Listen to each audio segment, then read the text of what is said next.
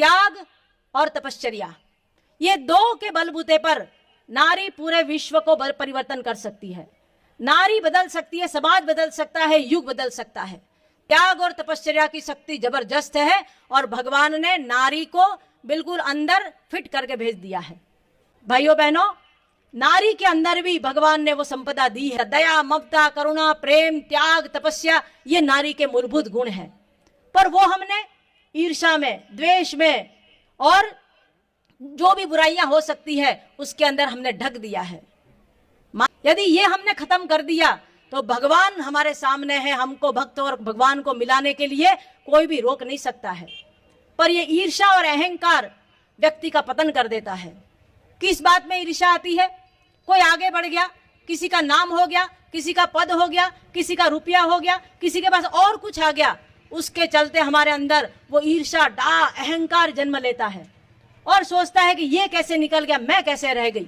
यदि ये तत्व को हमने खत्म कर दिया ना बहनों, घर परिवार को तोड़ने के लिए ये ईर्ष्या ही जवाबदार है। सास बहू, देवरानी जेठानी, ननंद भाभी और अन्य जो भी रिश्ते नाते हैं, उसके पीछे का मूल कारण यही है। तो यदि इसको खत्म कर दे और हमारे अंदर त्याग और तपश्चर्या आ जाए तो निश्चित रूप से हम वो नारी सदी को ला सकते हैं जो परम पूज्य गुरुदेव चाहते थे। तो त्याग का मतलब क्या होता है? एक मैंने अभी बहुत सुंदर कथानक पढ़ा था, सत्य घटना थी, और वो मेरठ के पास एक बड़े संत थे। उनके अंदर श्रृंगी ऋषि की आत्मा आती थी और उन्होंने जो लिखा उसकी पुस्तक मैंने पढ़ी थी। उन्होंने कहा राम ऐसे कैसे महान हो गए, कैसे अवतारी पुरुष हुए। उसके पूछे उसकी माँ का क्या हाथ था, तो उसमें लिखा था कि कौशल्या माता के गर्भ में जब राम ने प्रादुर्भाव हुआ, राम का गर्भवती हुई, तो उन्होंने राज का अन्न, वस्त्र और जो भी राजसी ठाट बाट थे उन्होंने छोड़ दिया। उनके पति ने कहा देवी आप ऐसा क्यों कर रही है?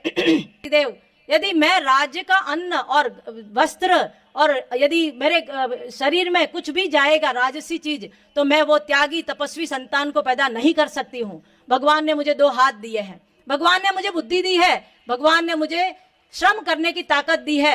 वो अपने श्रम से, अपने ही उपार्जन से वो उपार्जन करती थी और वो ही अन्न खाती थी, तभी जाकर के राम जैसी संतानें आती है। रानी होते हुए भी, राजसी ठाट बाट पैसा होते हुए भी उन्होंने सोचा कि नहीं मुझे बच्चा पैदा करना है, तो उन्होंने त्याग किया इतना बड़ा। क्या आज हम त्याग कर सकते हैं अपनी संतानों के लिए?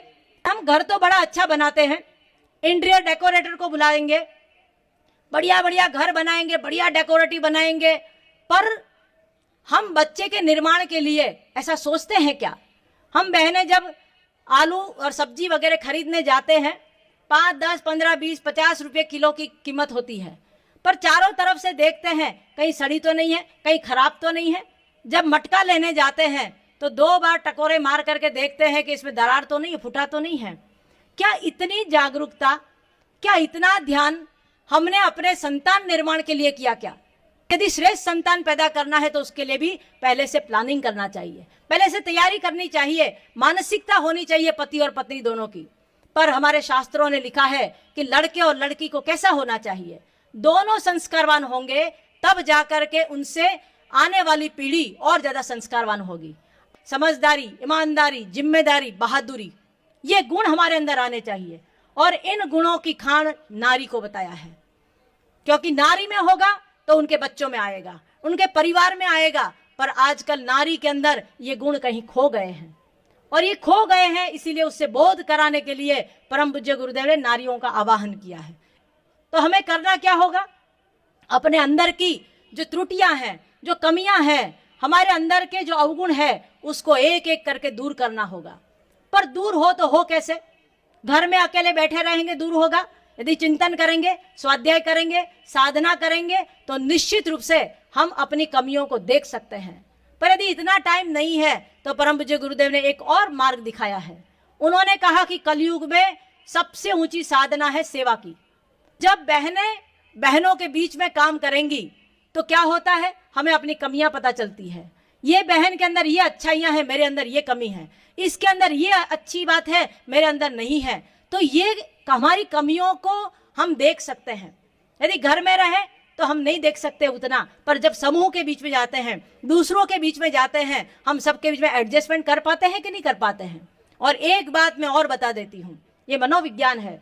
जो व्यक्ति, जो बहन भाई अपने घर में एडजस्टमेंट नहीं कर पाते हैं, अपने घर में प्रेम आत्मीयता से नहीं रह पाते हैं, वो जहां कहीं जाएंगे वहां पर भी लगभग वो उतना एडजस्टमेंट नहीं कर पाएंगे। क्योंकि जो घर के संस्कार मूलभूत, तो हमारे अंदर वो चीज है जिसके अंदर प्यार है, जो घर में सबको साथ में ले करके चलता है, वो ही अपने संगठन समूह को आगे ले करके चल सकता है। ये बिल्कुल विश्वास के साथ कह सकते हैं। तो परम पूज्य गुरुदेव ने कहा, बेटा समूह के माध्यम से, संगठन के माध्यम से ही हम अपने आप को बदल सकते हैं, हम अपने चिंतन को बदल सकते हैं, आचरण को बदल सकते हैं, अपने जीवन को बदल सकते हैं। उसके बगैर संभव ही नहीं होगा। इसीलिए हमारे शास्त्र ने भी कहा है कि संग शक्ति कलयुगे। कल युग में जब तक संग शक्ति नहीं होगी तब तक किसी का भी वो विकास नहीं हो पाएगा, अकेले व्यक्ति उतना नहीं कर पाता है। तो परम पूज्य गुरुदेव ने कहा कि हमारी मातृशक्ति, उन्होंने नारी जागरण कहाँ से शुरुआत की।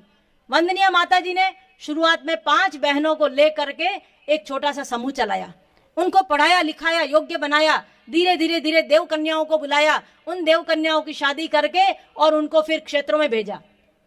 उन्होंने फिर कहा कि बेटा छोटी छोटी हमारी बहनें जो है, जो कुछ सबके बीच में बोल नहीं पाती है, पहले के समय की स्थिति ये थी कि बहनें पिछड़ी थी, कुछ कह नहीं पाती थी, कुछ अपना व्यक्त नहीं कर पाती थी। तो परम पूज्य गुरुदेव ने कहा कि नारी का आत्मबल और मनोबल यदि बढ़ाना है तो उसके लिए उन्होंने छोटे छोटे कार्यक्रम दिए। आज हमारी यहाँ ऐसी कई बहनें हैं, कई शाखाओं की बहनें, कई जिलों की बहनें कि जिनके पास 50, 100, 200, 500 से लेकर के 3-3 हजार बहनें हैं। ऐसी हमारी बहनों का संगठन है। पर यदि शुरुआत में देखें तो उन बहनों ने छोटे से शुरुआत की थी, पर आज उनका व्यक्तित्व इतना भारी भरकम हो गया है, इतनी उनके अंदर जानकारी आ गई है, इतना अनुभव हो गया है कि वो समाज में बिल्कुल तन करके खड़ी होकर के नारी जागरण का काम कर रही है। ऐसी ये किसने कराया? ये परम पूज्य गुरुदेव ने। यदि हम अपनी शक्ति को पहचानते नहीं, यदि हम समाज के लिए काम न करते, यदि हम संगठन के लिए काम न करते, तो हमें आत्मबोध न होता कि हमारे अंदर क्या शक्ति है। परम पूज्य गुरुदेव ने संगठन के माध्यम से हम बहनों को, भाइयों को, सबको अपनी आत्मा का बोध कराया है। और ये मिशन में काम क्यों करें हम लोग, ये कभी कभी मैं बहुत सोचती थी, पर उससे मुझे एक बात समझ में आई कि जब हम समाज का काम करते हैं, सबके बीच में रह करके करते हैं, तो परम पूज्य गुरुदेव ने कहा, बेटा लोक कल्याण से आत्म कल्याण, अपना कल्याण कैसे हो सकता है? तो जब हम सब में साथ में रहते हैं तो हम अपना चिंतन करते हैं, आत्म समीक्षा। दूसरों के साथ जब रहते हैं तभी लगता है इनके अंदर अच्छाइयाँ क्या है, बुराइयाँ क्या है, मेरे अंदर क्या है। तो सबसे पहले हम अपना आत्म निरीक्षण करते हैं। आत्म निरीक्षण करने के बाद हम अपनी आत्म समीक्षा करते हैं कि मेरे अंदर क्या है, क्या कमियां हैं, क्या करना चाहिए, क्या सुधार करना चाहिए। फिर गुरुजी ने कहा है तीसरा कदम जो है वो है हमारा आत्म सुधार का। जब हम अपने आप को सुधार करेंगे, उसके पीछे लग जाएंगे, तो फिर चौथा चरण है आत्म विकास का। तभी हमारा विकास हो सकता है, उसके पहले विकास संभव नहीं है। और जब आत्म विकास हो जाएगा तो आप आत्मिकता के उच्च सोपान पर पहुंच जाएंगे, तब हम अपने आप को पहचान पाएंगे। परम पूज्य गुरुदेव ने कर्म योग के माध्यम से ज्ञान योग की भूमिका में सबको प्रवेश कराया, क्योंकि जब तक कर्म नहीं करेंगे अंतःकरण की शुद्धि नहीं होगी, और अंतःकरण की शुद्धि नहीं होगी तो हम अपने आप को पहचान नहीं पाएंगे। तो निष्काम कर्म योग भगवान कृष्ण ने गीता में भी कहा है, और हमारी जितने भी कार्यकर्ता भाई बहन है उनको परम पूज्य गुरुदेव ने निष्काम कर्म योग की साधना करने के लिए हम सबको कहा है।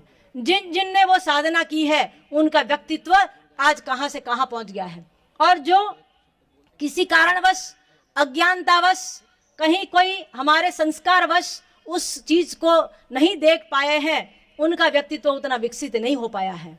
पर आज नहीं तो कल हमारे गुरुजी ने एक बार यदि किसी का हाथ थाम लिया है तो उनको पार करके ही छोड़ेंगे, ये उन्होंने विश्वास दिलवाया है।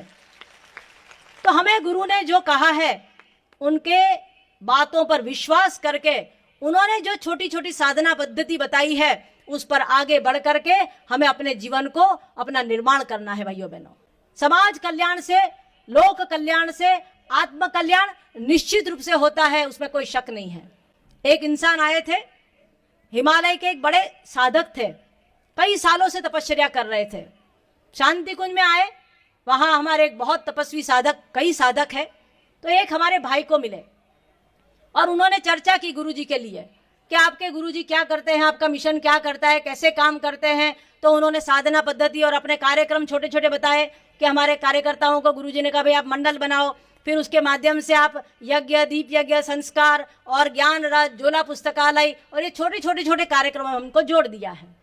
वो इंसान सोचता रहा, सोचने के बाद वो एकदम आश्चर्यचकित करके बोला कि आपको नहीं पता है कि आपका गुरु कितना महान है और उन्होंने कितनी महान आपको तपश्चर्या बताई है। मैं हिमालय में रह करके कई सालों से तपश्चर्या कर रहा हूँ, जो चीज की उपलब्धि मुझे वहां रह करके मिली है, आपके गुरु ने जो कहा है वो आप करेंगे, आपको घर बैठे वो चीज मिल जाएगी।